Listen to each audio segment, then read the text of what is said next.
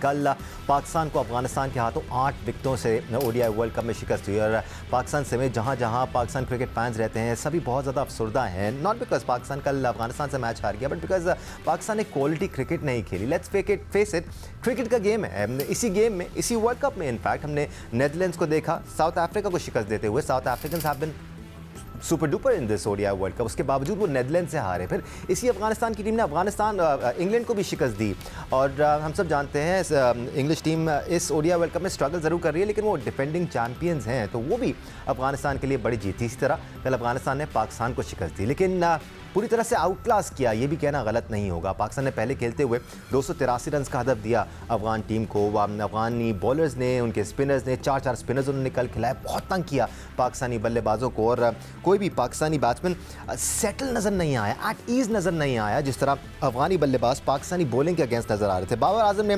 74 run बनाए, अब्दुल्ला शफीक ने 58 run बनाए, इफ्तिखार अहमद ने 40 रन बनाए, जबकि अफगानिस्तान के लिए नूर अहमद एक 18 साल प्लेयर जिसको टीम में शामिल किया गया एज अ 4th स्पिनर, उन्होंने 3 विकेट्स हासिल की। नवीन हक ने 2 विकेट्स हासिल किए और मोहम्मद नबी ने 1 विकेट हासिल की, लेकिन सिर्फ 31 रन के एवज अनप्लेबल बने हुए थे मोहम्मद नबी कल पाकिस्तानी बल्लेबाजों के लिए और बहुत ज़्यादा रिस्पेक्ट देते हुए नजर आए पाकिस्तानी बैटर्स। मोहम्मद नबी को अटैक भी करने की कोशिश नहीं की। फिर जब अफगानिस्तान की बैटिंग की बारी आई तो उनके लिए चीज़ें बहुत आसान नजर आई। अंडर लाइट्स ऐसा लग रहा था कि बॉल बल्ले पर भी आ रहा है, पाकिस्तानी बॉलर्स बिल्कुल इफेक्टिव नजर नहीं आ रहे थे। इब्राहिम ज़दरान ने 87 रन बनाए, प्लेयर ऑफ द मैच भी रहे।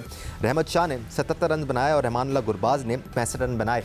100 रन की पार्टनरशिप की थी कल अफगान ओपनर्स ने। इस तरह पाकिस्तान को 8 विकेटों से इस मैच में शिकस्त का सामना करना पड़ा। एक्सपर्ट्स का तारुफ कराते हैं। एक्सपर्ट प्रिंट के लिए हमारे साथ स्टूडियो में मौजूद हैं टेस्ट क्रिकेटर सिकंदर बख्त, साथ साथ टेस्ट क्रिकेटर अब्दुल रज़ाक ने हमें ज्वाइन किया हुआ है। सीनियर स्पोर्ट्स जर्नलिस्ट और प्रोग्राम स्कोर के एंकर पर्सन सैयद याह्या हुसैनी हमारे साथ मौजूद हैं और साथ साथ senior sports journalist Abdul Majid Bhatti ने हमें भारत से ज्वाइन किया हुआ है। भट्टी साहब, आप ही से आगाज़ करते हैं, क्या माहौल देखा आपने कल भारत में शिकस्त के बाद? पाकिस्तानी फैंस तो वहाँ ज़्यादा मौजूद नहीं हैं, लेकिन दुनिया भर में जहाँ जहाँ पाकिस्तानी फैंस हैं सबके दिल टूटे कल। जी हाँ, मैं बिल्कुल दानिश, यही कैफियत थी। और याह्या हुसैनी चूंकि 2007 में मेरे साथ थे किंगस्टन जमैका में जब पाकिस्तान आयरलैंड से हारा और वर्ल्ड कप से बाहर हुआ, कल सेम तकरीबन कोई 16 साल बाद जो इंजमामुल हक की मैंने 16 साल पहले कैफियत देखी थी उस मैच को हारने के बाद, उनकी आंखों में भी तकरीबन वैसे ही आंसू थे जैसे कल बाबर आजम का चेहरा उतरा हुआ था और काफी रूहानी सी किस्म का उनका चेहरा था और मुझे उस वक्त इंजमामुल हक याद आए। लेकिन पाकिस्तान, मेरा ख्याल में अगर आपको याद हो, थोड़ा आप लोगों को कुछ महीने पीछे लेके जाऊं, जब ये आइटनरी अनाउंस हुई वर्ल्ड कप की, पाकिस्तान क्रिकेट बोर्ड ने उसी वक्त आईसीसी से कहा था कि हमारा मैच चेन्नई से शिफ्ट कर दिया जाए। बट भट्टी साहब, आई एम सॉरी, ये भी क्यों कर दिया जाए? अगर चेन्नई में मैच है तो दोनों टीमों के लिए सेम कंडीशंस हैं। आप भी स्पिनर्स तैयार कर लेते, आप भी स्पिनर खिला लेते, उनके लिए अलग कंडीशन और आपके लिए अलग कंडीशन तो नहीं है ना। आपने टॉस जीता और पहले बैटिंग करने का फैसला किया। और मैं दानिश जो असल बात कर रहा हूँ कि वो जो उन्होंने अपने जहन में सवार किया था ना कि इस पिच के ऊपर अफगानिस्तान के स्पिनर्स हमें हर्ट करेंगे, उन्होंने उसको कैश करवाया। उन्होंने 3 के बजाय कल 4 स्पिनर्स खिला दिए। लेकिन जो 282 रन थे पिच के हिसाब से, कल मैंने बल्कि प्रोग्राम में भी उस वक्त शाम में फातिमा थी, मैंने कहा था कि ये 282 रन तो 400 के बराबर है। लेकिन हमारे बॉलर्स देखिए, इस पूरे कैंपेन में हमें बॉलर्स लेट डाउन कर रहे हैं। हम 344 बनवा रहे हैं, हम 367 रन बनवा रहे हैं, हम 282 डिफेंड नहीं कर पा रहे। चलें, आप करीब आकर अगर मैच को फाइट करते, हार जाते हैं तो खेल में हार जीत होती है। लेकिन जिस तरह पाकिस्तान के बॉलर्स ने बॉलिंग की, बैट्समैनों ने भी देखे, मजीद कोई 20, 25, 28 रन बनने चाहिए थे। लेकिन मुझे लग रहा है कि बजाय टीम के लिए बैट्समैन अपने लिए खेल रहे थे, लेकिन पाकिस्तान क्रिकेट के लिए अच्छा नहीं हुआ। मेरा ख्याल हमारी टीम इतनी बुरी नहीं है जितना हम खराब परफॉर्म कर रहे हैं। एब्सोल्युटली भट्टी साहब, कोई भी डिपार्टमेंट में हमें अच्छी परफॉर्मेंस नज़र नहीं आ रही, चाहे वो हमारे बैटर्स हों या हमारे बॉलर्स हों या फिर फील्डिंग डिपार्टमेंट हो। फील्डिंग में पाकिस्तानी टीम ने बहुत ज़्यादा डिसअपॉइंट किया है ओडीआई वर्ल्ड कप में। अब्दुल रज़ाक, आपकी तरफ आते हैं। जो इश्यूज़ इस वक्त टीम में नज़र आ रहे हैं वो एक अरसे से टीम के साथ हैं, हम उनको डिस्कस भी करते आए हैं। ठीक है, वो इश्यूज़ हैं अपनी जगह, लेकिन ये इंटरनेशनल प्लेयर्स हैं। अगर आप इस बात को गेज नहीं कर सकते कि बॉल स्विंग नहीं हो रहा, आपने लाइन और लेंथ पर बॉल करनी है, wicket wicket to wicket ball करनी है, तो क्या ये इंटरनेशनल प्लेयर के लिए इतनी इम्पॉसिबल बात होती है कि वो लाइन और लेन मैनेज न कर पाए? हर बॉलर हर ओवर में 2 से 3 लूज डिलीवरीज करा रहा था, जिसपे आपको 2 से 3 चौके मारे हैं अफगानी बैट्समैन ने। देखिए, बॉलर अगर आप पूछ रहे हैं तो बॉलर का अपना एक कॉन्फिडेंस लेवल होता है, और जब थोड़ा सा अंडर प्रेशर हो, जब उसको सपोर्ट ना मिल रही हो, पिच से स्विंग ना मिल रही हो, तो डेफिनेटली वो थोड़ा सा अटैक करना चाहता है कि मैं विकेट लेने की कोशिश करूं। तो जिस तरह पाकिस्तान ने कल बॉलिंग स्टार्ट किया है, तो बॉडी लैंग्वेज से नजर आ रहा था कि उनको लाइन लेंथ का पता ही नहीं है कि स्टंप भी लगे हुए हैं, 3 स्टंप भी लगे हुए हैं। स्वाय हसन के जो सेकंड स्पेल में आए हैं, उसने विकेटों में बॉलिंग की है, और हसन की जो बॉलिंग अगर आप देखी जाए तो वनडे की बॉलिंग नहीं करता, वो टेस्ट बॉलिंग करता है। जैसे टेस्ट मैच में बॉलिंग नहीं की जाती, ऑफ साइड की स्टंप ला के वो हिट करता है। और उसमें भी रजी भाई बाकायदगी से 2 बॉलें लूज जरूर करा रहे थे हसन भी, 1 या 2 लूज बॉलें हर ओवर में आ रही थी।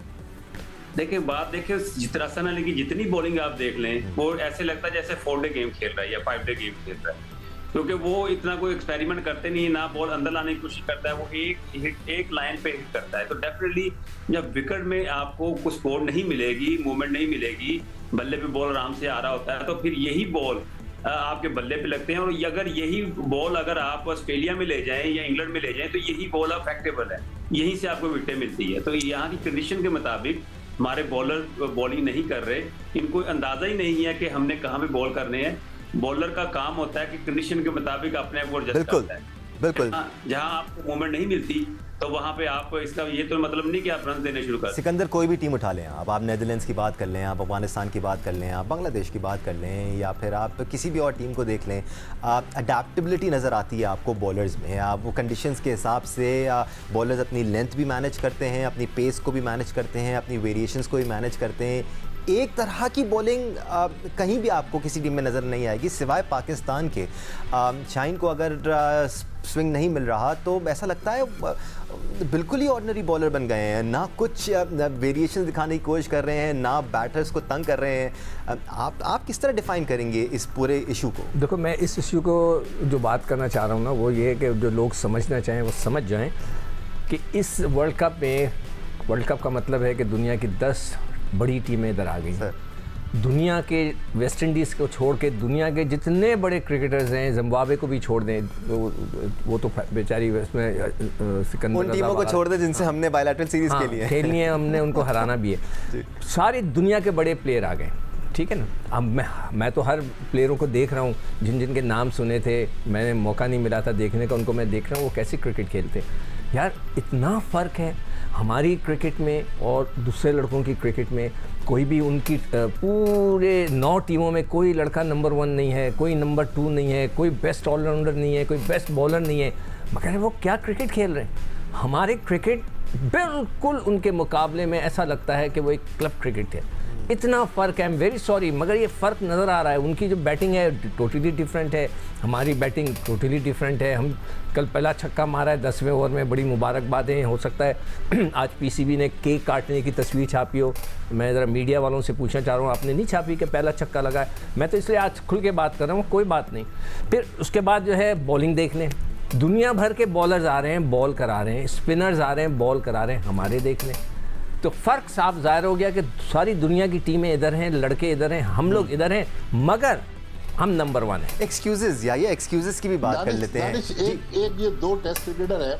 मैं यहाँ इंडिया में मुझसे सवाल हुआ, मैंने कहा चलें इस मौके का फ़ायदा उठाते हुए याहिया की बारी के बाद आप इनसे पूछ भी सकते हैं। Sure sir. यहाँ अंग्रेजी का बहुत बड़ा आइकॉनिक अखबार है हिंदू, उसके ऑफिस में हमें परसों मदऊ किया गया था, तो उन्होंने 2 बातें हमसे पूछी। उन्होंने कहा कि पाकिस्तान में जहांगीर जांचेर जैसे स्क्वाश प्लेयर थे, आज आपकी स्क्वाश कहाँ है? फिर उन्होंने कहा कि पाकिस्तान की स्पिन बॉलिंग में इतनी बड़ी लेगेसी थी, इतने बड़े बड़े नाम थे, आज पाकिस्तान के स्पिनर्स कहाँ खड़े हैं? या अनफॉर्चुनेटली, खैर भट्टी साहब हम इस बारे में बात करेंगे। मुझे भी बहुत ज़ोर से जवाब आ रहा था, लेकिन मैं थोड़ा सा होल्ड बैक कर लेता हूँ। याहिया की तरफ जाऊँगा, या हम एक्सक्यूज़ेस की बात की तरफ आ रहा था मैं। एक्सक्यूज़ेस, उसामा मीर को हमने इनफ मैचेस नहीं खिलाए। एक्सक्यूज़ेस कि हमें ऊपर फ़खर को खिलाना चाहिए, हम इमाम को गलत खिला रहे हैं। एक्सक्यूज़ेस के पहली इनिंग्स में बॉल बहुत ज़्यादा टर्न हो रहा था, दूसरी इनिंग्स में बॉल बल्ले पे आना शुरू हो गया। कब तक हम एक्सक्यूज़ेस देते रहेंगे? वो 18 साल के लड़के को खिलाते हैं, वो डिलीवर करता है, हम एक्सक्यूज़ेस पे एक्सक्यूज़ेस दिए जा रहे हैं। कब रुकेगी रिवायत? दानिश, कल अफगानिस्तान के मैच के बाद से बहुत सारी बातें मैं सुन रहा हूँ। वो किसी शायर ने खूब कहा है कि इधर उधर की ना बात कर, ये बता कि काफिला क्यों लूटा। इधर उधर की ना बात कर, ये बता कि काफिला क्यों लूटा। मुझे रहज़नों से गिला नहीं, मुझे रहबरी का सवाल है। क्रिकेट बोर्ड में सिफारशी आ गए हैं, हमेशा से ना आया। नहीं, मेरी बात मुकम्मल होने दे। मैं कह रहा हूँ क्रिकेट बोर्ड में सिफारशी आ गए हैं। बाबर आजम अपने लिए खेलते हैं, हमें रैंकिंग ने मरवा दिया, और उसके साथ साथ जनाब केक कटते हैं, ट्रॉफियाँ बढ़ती हैं, ये टीम ठीक सेलेक्ट नहीं हुई, इंज़मामुल हक को फिर आपने मौका दे दिया। इन चीज़ों को साइड में रख कर टू दी पॉइंट बात कर लेते हैं। श्योर सर, ठीक है। आई थिंक मेरा ख्याल है टॉस आप जीते, गुड।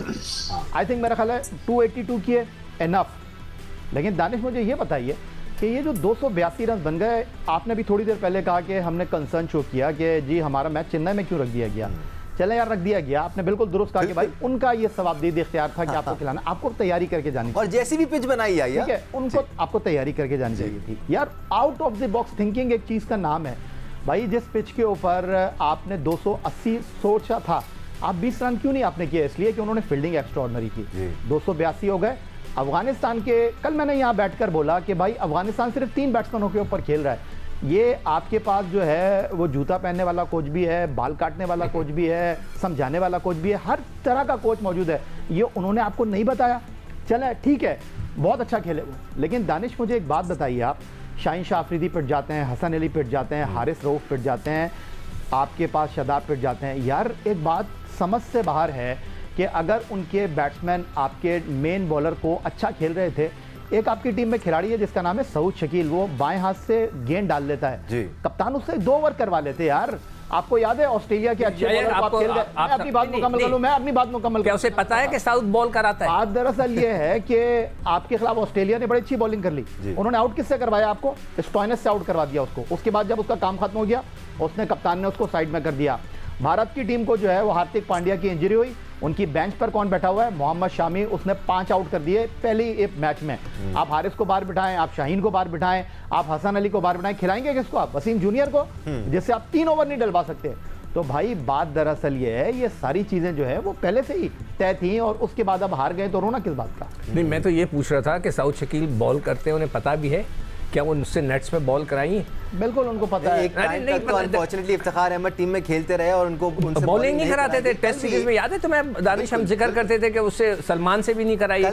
कल भी जहां इफ्तिखार अहमद को ओवर दिया गया, इनफैक्ट कल जहां पावर प्ले के अंदर हारिस रऊफ को ओवर दिया गया, वहां इफ्तिखार से भी ओवर कराया जा सकता था। बिकॉज आपको पावर प्ले में जब हारिस रऊफ आते हैं तो उनको काफ़ी मार पड़ती है। ऑस्ट्रेलिया के खिलाफ भी यही हुआ था। उसके बावजूद आपने हारिस रऊफ को पावर प्ले के अंदर बॉलिंग देने को तरजीह दी, ना कि इफ्तिखार अहमद को। उसके अलावा अभी तो हमने फील्डिंग के मसाइल को डिस्कस किया ही नहीं है। हमने इन मसाइल को डिस्कस किया ही नहीं है कि जब बॉल रिवर्स होना शुरू हो गया था 38वें ओवर में, उसके बाद स्पिनर्स क्यों आ गए एकदम से, ये बात किसी के भी समझ में नहीं